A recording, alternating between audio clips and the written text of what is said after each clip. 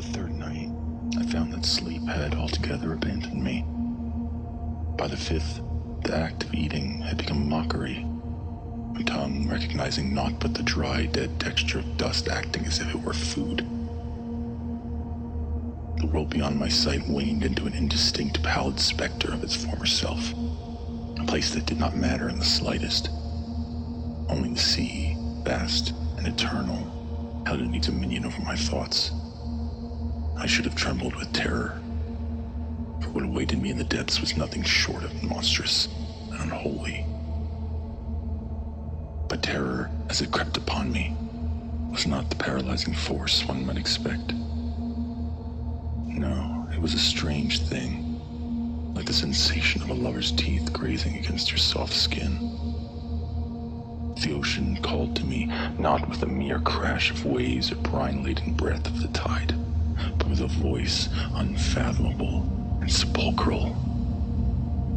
It was a voice that vibrated through the marrow and soul alike, speaking not to my ears, but to some deeper, forgotten part of me that had always known its call. And so I stood, transfixed upon the desolate shores of Roger Wheeler Beach, my gaze lost to that yawning chasm of ink and brine.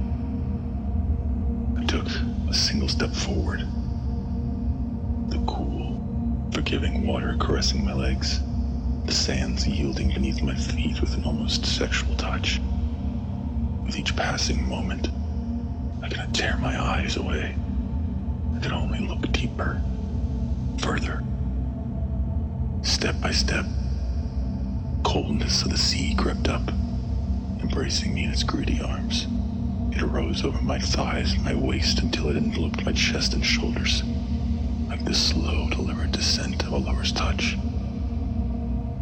It didn't pull me. Not at all. I was desperate for her affection. And as the brine surged into my throat, as the salt scalded my eyes, I did not struggle. I did not choke. No. My soul hungered for it.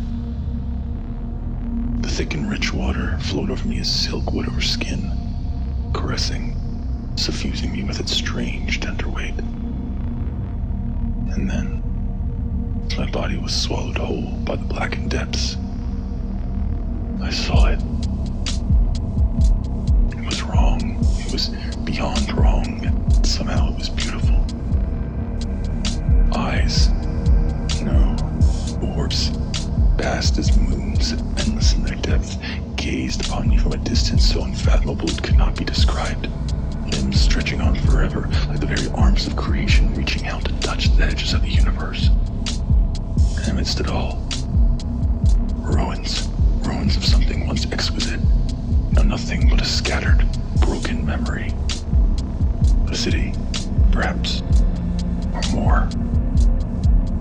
I was not sure if it should exist, and yet it did. It was horror beyond comprehension, love beyond reason, a grotesque beauty that stood before me. A terror so immense, so unfathomable, it could not help but be revered, be loved. I felt my mind strain against it like brittle paper being torn asunder.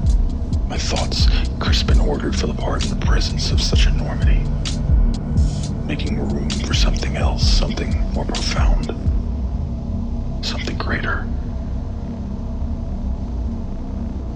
Its eyes drank in my soul as a shipwrecked sailor drinks the first drops of rain after years adrift at sea. I was laid bare beneath its regard, stripped of self and sanity alike. And in that moment, I was no longer a man, no longer an individual. I was seen.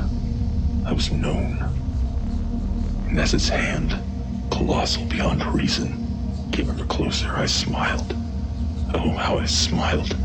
A chuckle toward self from my throat, even as my mind unraveled, even as the last remnants of my humanity slid away with my dead flesh. I was nothing. I was everything. I was loved. And as the abyss claimed me, I laughed. Oh, how I laughed.